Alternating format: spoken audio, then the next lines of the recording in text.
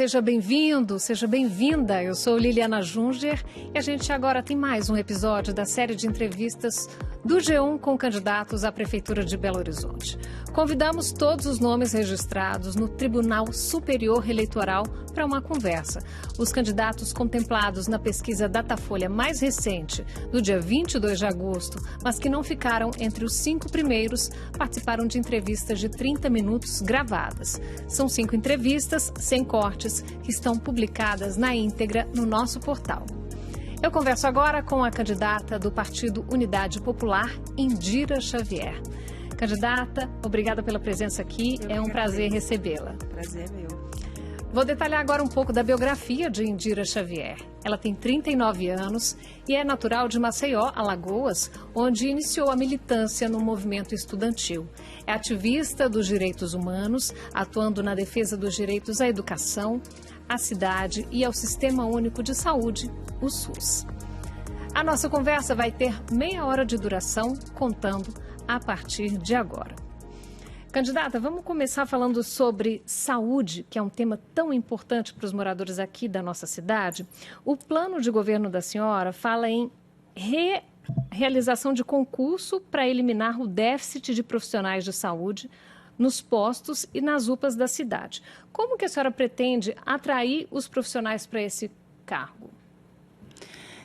Então, a gente precisa primeiro entender qual que é o déficit que a gente tem, né? Porque, infelizmente, hoje, na nossa cidade, o que acontece é que a prefeitura abriu mão de parte da gestão da saúde, entregando para a iniciativa privada, né? E a primeira coisa que nós vamos combater é exatamente as parcerias público-privadas, para que, a partir daí, a gente tenha uma prefeitura que volte a cuidar do Sistema Único de Saúde, que atue, sobretudo, na prevenção, que atue nas unidades básicas, né, contratando os profissionais necessários para poder fazer a atenção básica, para a gente poder, inclusive, prevenir o que chega nos postos de saúde, nas UPAs da nossa cidade.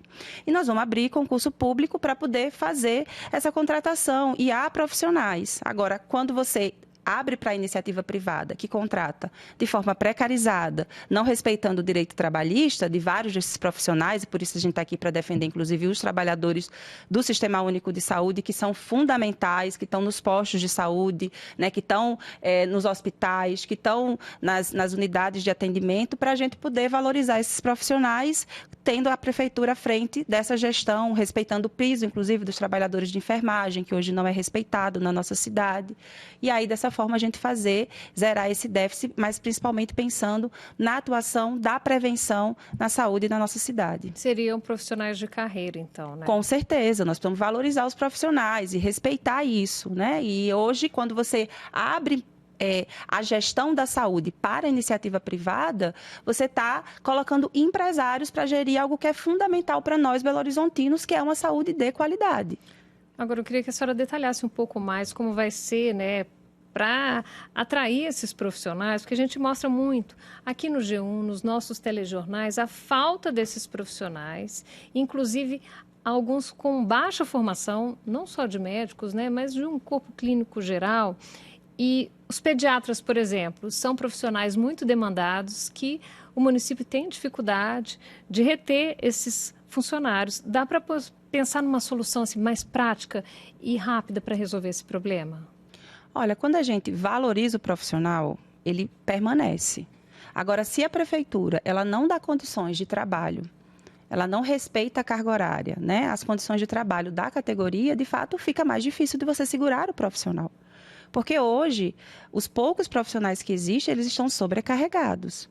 Então, se a prefeitura valoriza esses profissionais, se assegura né, todas as condições de trabalho e abre para outros profissionais, significa dizer que você vai ter condições de trabalho e de permanecer, né, com esses profissionais aqui.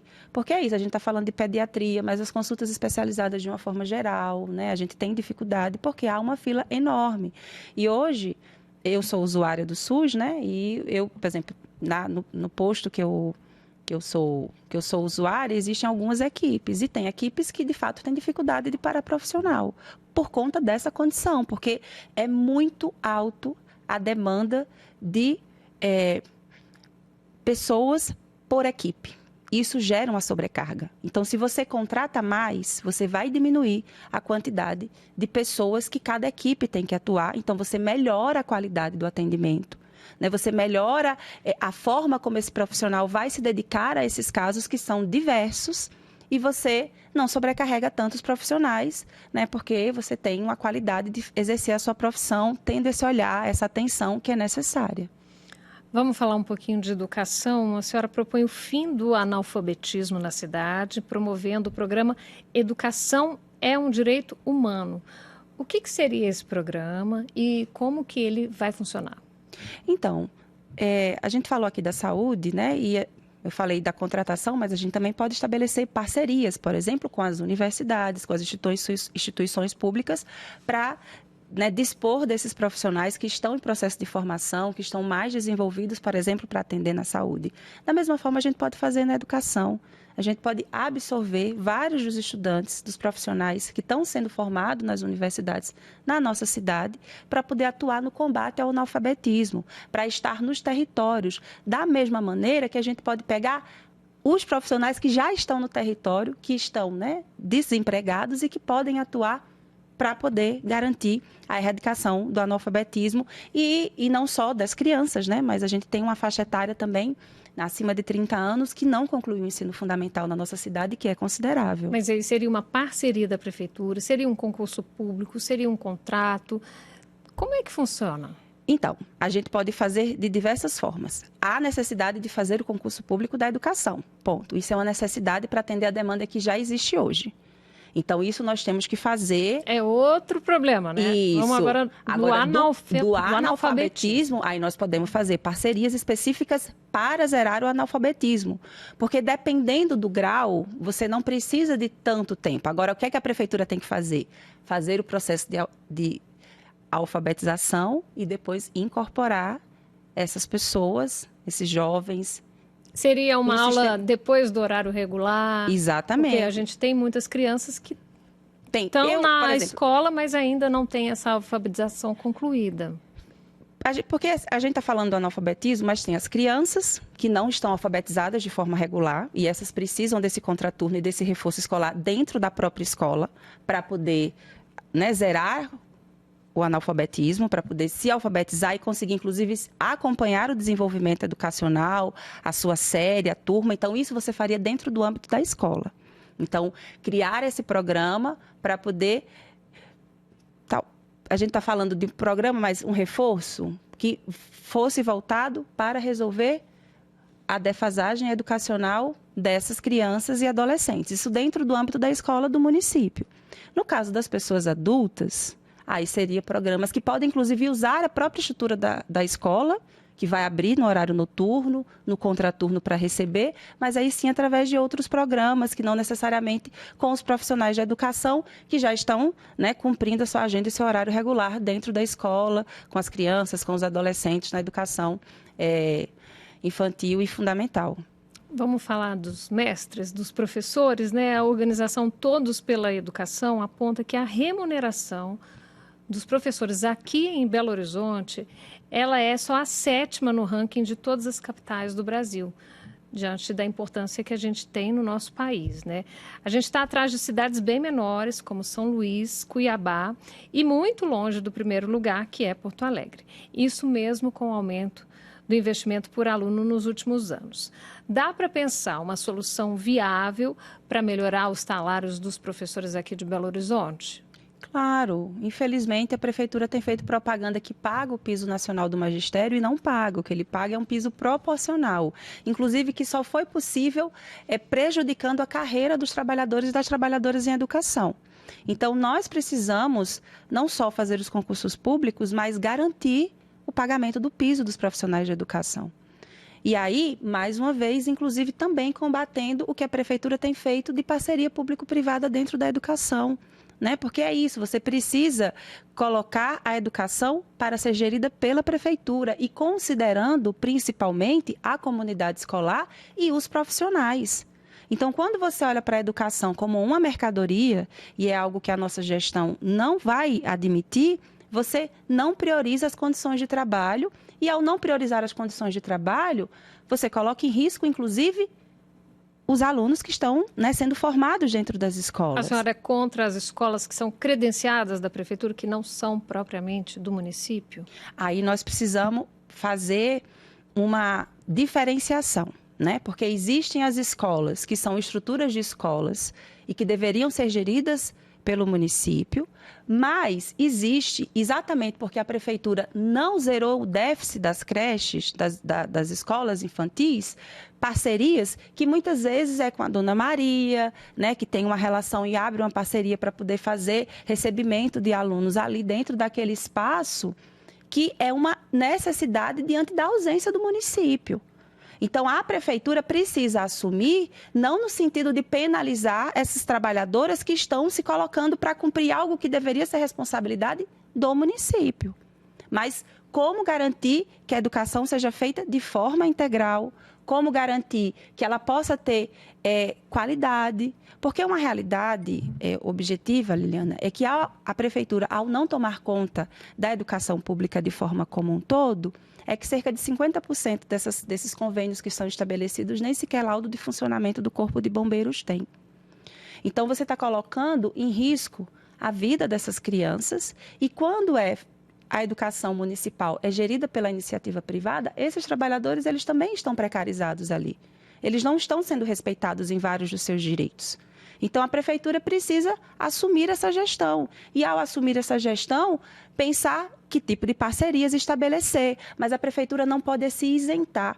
Como que eu, na condição de prefeita, vou firmar um convênio com um espaço que não tem alvará de funcionamento, que precariza as condições de trabalho dos trabalhadores, das trabalhadoras que estão ali prestando um serviço, que não paga o piso do magistério. Isso a prefeitura não pode fazer. Nós, na condição de prefeitura, não podemos admitir e praticar isso de forma alguma. Então, respeitar a educação, pagar o piso, zerar a fila das creches na nossa escola, garantir a escola em tempo integral, porque isso é uma necessidade de nós, sobretudo mulheres que somos trabalhadoras, porque o que a prefeitura fez nos últimos anos foi reduzir o horário de funcionamento e terceirizar a educação infantil na nossa cidade. A senhora citou aí as mulheres, né? Eu queria falar sobre a violência de gênero. A senhora é uma das responsáveis por acolher mulheres vítimas de violência na Casa Tina Martins, que fica aqui em Belo Horizonte. Mostramos aí muitos casos de mulheres que são agredidas e infelizmente mortas pelos próprios companheiros. E mesmo cobrando soluções, essa violência não para de acontecer. Qual é o plano da senhora para resolver ou pelo menos amenizar esse problema por aqui? Olha, nós precisamos ter uma cidade mais segura para as mulheres. Assim, isso é um problema generalizado assim que a gente vive. A gente tem falado muito sobre isso porque a violência de gênero ela é algo estrutural. Mas o fato dela ser estrutural, e o que é que eu falo estrutural para quem está assistindo? É que a gente pode construir as políticas, as leis, mas elas por si só não vão resolver o problema. Porque nós precisamos, para além das leis, também mudar a forma como a estrutura da sociedade vê e atua diante de nós mulheres, que ainda nos vendo de forma mercadológica, como uma criatura, né, de segunda categoria, que pertence a alguém. Então, são coisas que a gente precisa mudar na estrutura da sociedade. Agora, uma prefeitura que, olhando para o extrato da sociedade, em que nós somos mais da metade da população, nós também somos a maioria do eleitorado, uma parcela significativa, metade da classe trabalhadora, que não procura resolver esse problema a partir dos mecanismos que tem, ela não está, de fato, preocupada com 50% da população. Mas qual seria a sua primeira ação? Então, veja só. Sai um dado recente de que 8 em cada 10 mulheres que sofreu violência, nem medida protetiva elas tinham. Por quê? Porque nós vivemos numa cidade que só tem uma delegacia especializada que atende 24 horas e que tem dificuldade no seu funcionamento. Então, nós precisamos ampliar as delegacias. Mas mais do que ampliar as delegacias, nós precisamos ampliar os centros de atendimento especializados. Precisa ter pelo menos um em cada uma das regionais. Porque hoje só existe um em uma região, numa cidade do tamanho da nossa, que muitas vezes a mulher não tem nem a passagem para se deslocar. Então, por exemplo, ter uma política municipal para que essas mulheres possam se mobilizar para fazer o seu acolhimento. Se desejar fazer a denúncia, fazer a denúncia. Mas a gente tem uma lei também na cidade que foi aprovada, que é a Lei da Morada Segura, que deveria estar a serviço dessas mulheres que desejam sair do lado de violência, mas que não têm para onde ir, ela deve funcionar. Então, ampliar a morada segura, garantir com que as mulheres possam ser atendidas na sua urgência, que não haja os critérios que existem hoje, que é complemento, porque hoje a lei é R$500, R$600 para complementar um aluguel, mas numa cidade como a nossa, que o metro quadrado está em média, R$35, como que você aluga uma casa com R$600? A senhora acredita que dá para a gente pensar num plano municipal de segurança, né?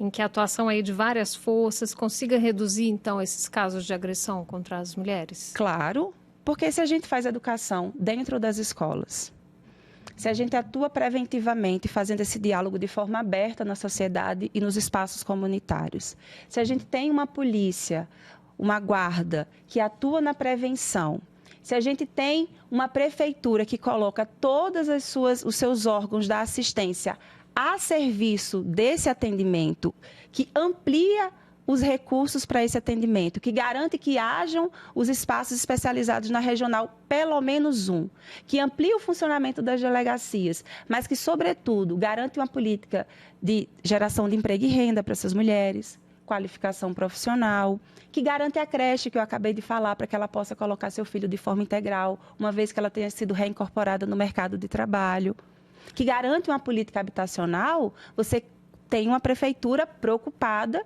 com que essa cidade seja segura para as mulheres e que a acolha, né? Porque é isso, nós precisamos acolher as mulheres da nossa cidade. Infelizmente, foi mais um final de semana em que várias mulheres foram assassinadas. Vamos aproveitar, então, e falar de segurança também, né? Inclusive segurança pública, que a senhora fala em desmilitarização da Guarda Municipal.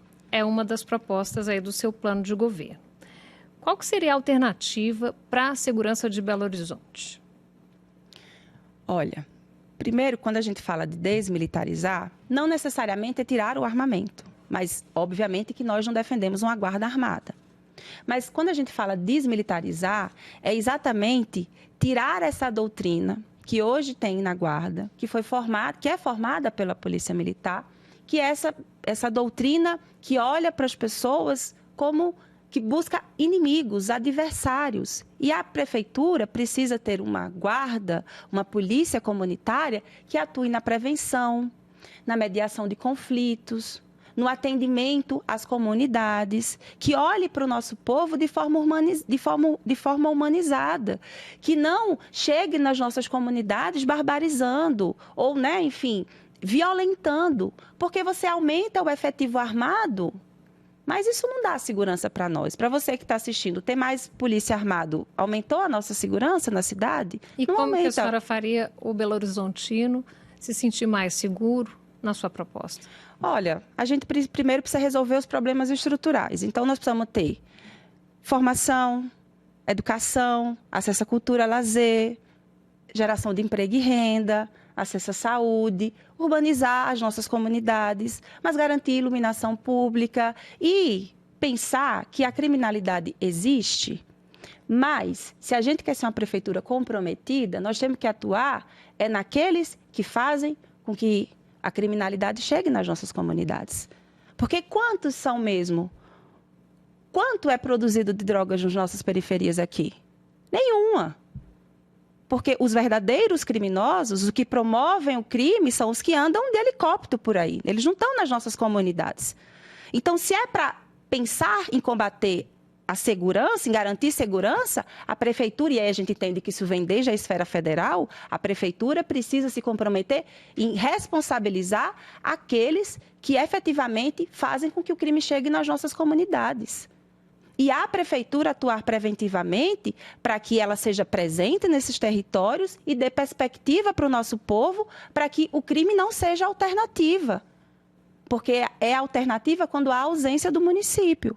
Então, é isso. Se a gente está falando aqui da educação, se as escolas estão abertas, se existe programa esportivo, se existe quadras, se existe incentivo à cultura e não a guarda municipal que chega, né, nas culturas de resistência da nossa juventude, por exemplo, barbarizando como acontece hoje, você dá uma outra perspectiva. Mas se você dá formação profissional, se a prefeitura absorve uma parcela e tem um programa expansivo de menor aprendiz para poder, né, colocar esses jovens para ter primeiro emprego, né? Se as escolas elas cumprem esse papel de mais do que ser um depósito, ser um lugar de liberdade, né, em que você possibilita a ampliação dos seus horizontes, e se você na sua comunidade tem cultura, esporte, educação, emprego, tudo isso resolve, sabe?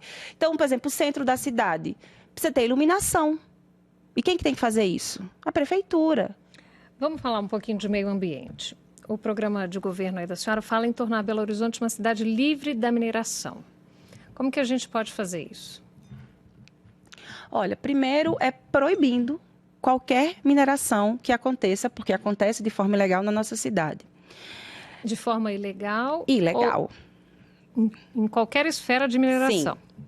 Primeiro, porque vende-se uma falsa verdade de que esse recurso que entra, fruto da extração do minério, ela é fundamental para a economia da nossa cidade. E não é verdade, porque o que fica é mínimo, porque existe uma Lei Candir, porque existe uma PBH ativos, que atua de forma a fazer com que esse recurso, com que só saia o minério e não tenha nenhum retorno. Quando a gente vai falar de mineração,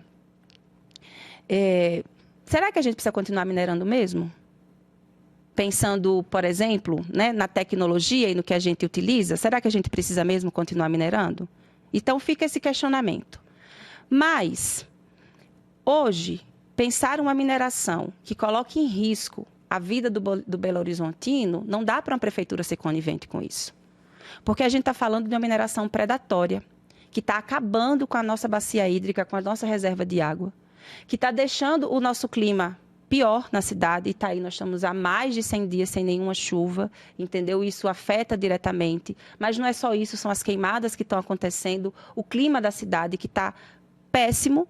E aí você tem uma preocupação única e exclusiva com o capital, com o grande capital, com a exportação desse minério. E aí você tem uma prefeitura que está sendo conivente com o Estado, com a construção de um rodoanel, somente para escoar minério, que vai cortar a nossa cidade e outras 11 somente para isso. Então, é uma forma de mineração que é predatória e que nós devemos combater, porque ela não vai resolver o problema econômico da cidade. E o rodoanel não vai resolver o problema da mobilidade da nossa cidade e, pelo contrário, vai acabar com a nossa reserva hídrica, vai acabar com o nosso abastecimento de água, vai acabar com o nosso meio ambiente. E a senhora está falando aí de reserva hídrica. No seu plano, a senhora prevê ainda a despoluição de córregos e rios, né? Como seria esse trabalho? Atuando, inclusive, em várias comunidades em que o povo já está fazendo isso.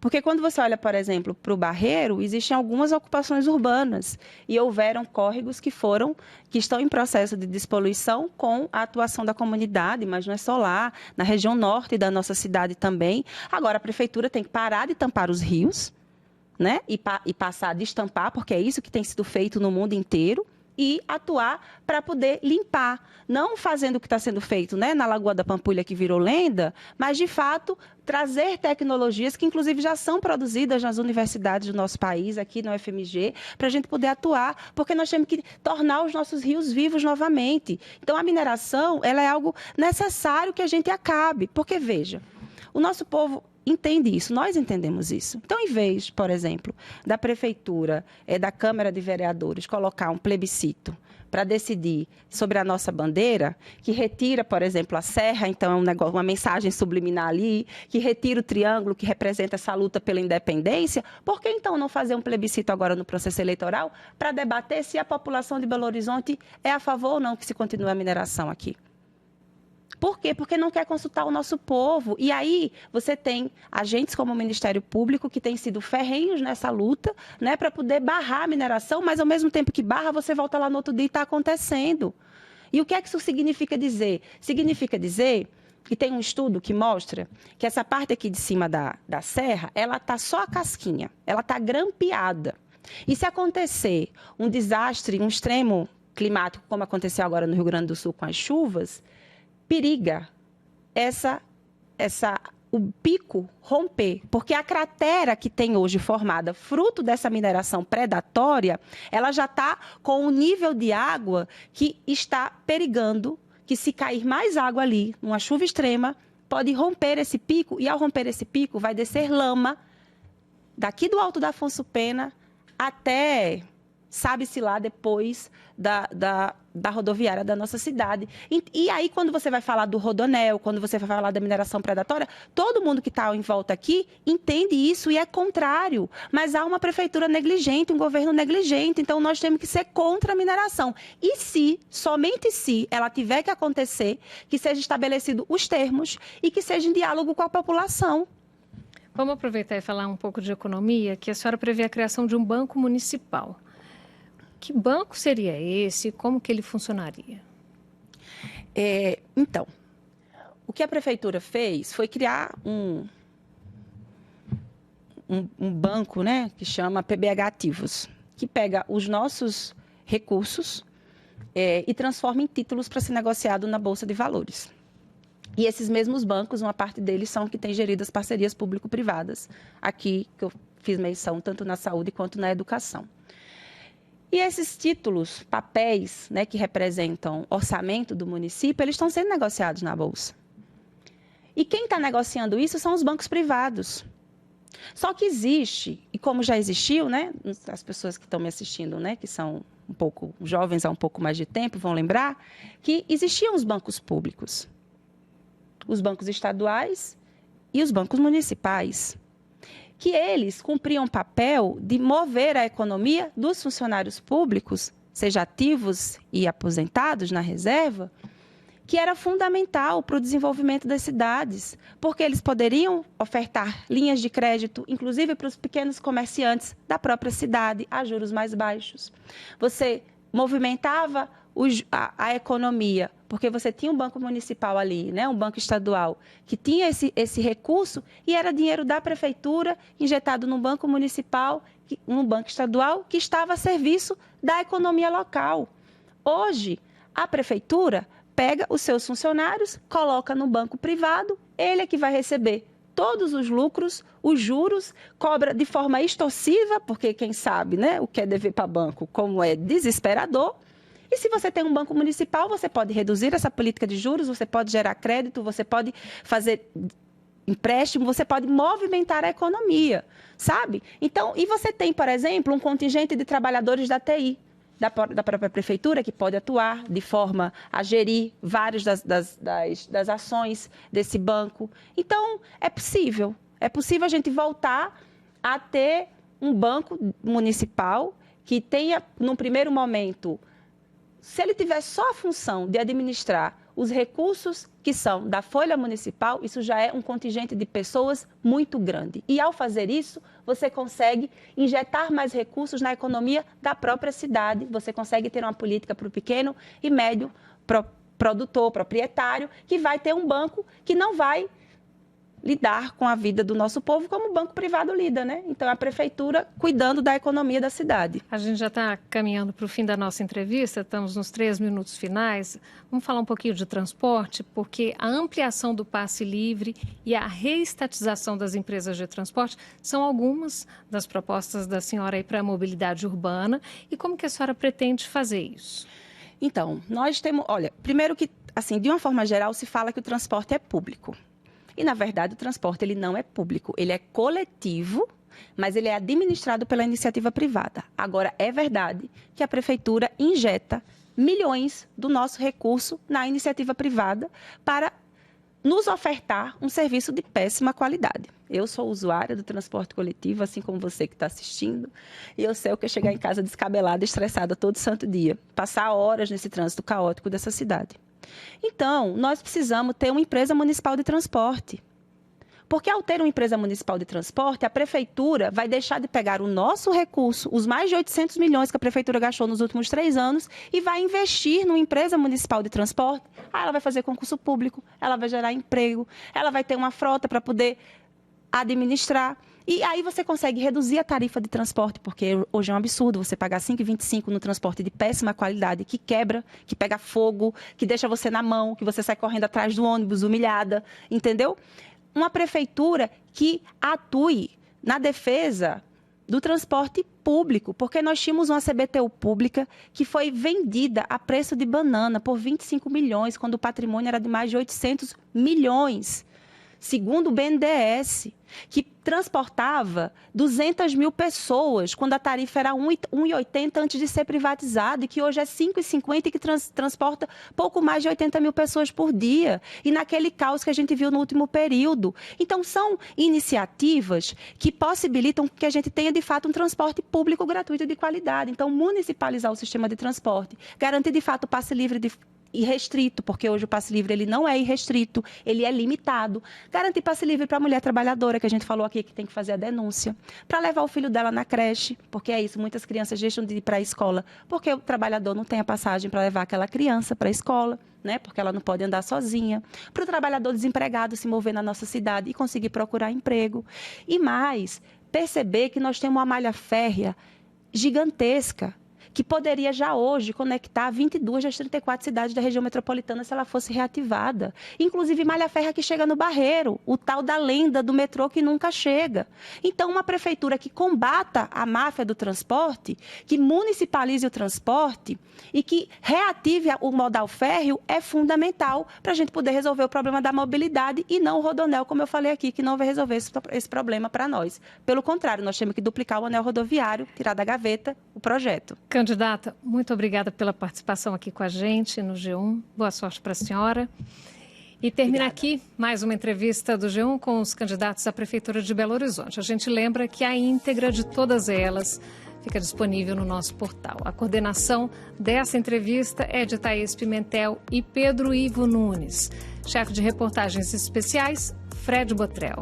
Chefe de reportagem, Leonardo Medina. Produção de tecnologia, Rubens Carvalho. Diretor de imagens, Augusto Antonini. Sonoplastia, Breno Amorim. Assistente de plataforma, Lorena Saviotti.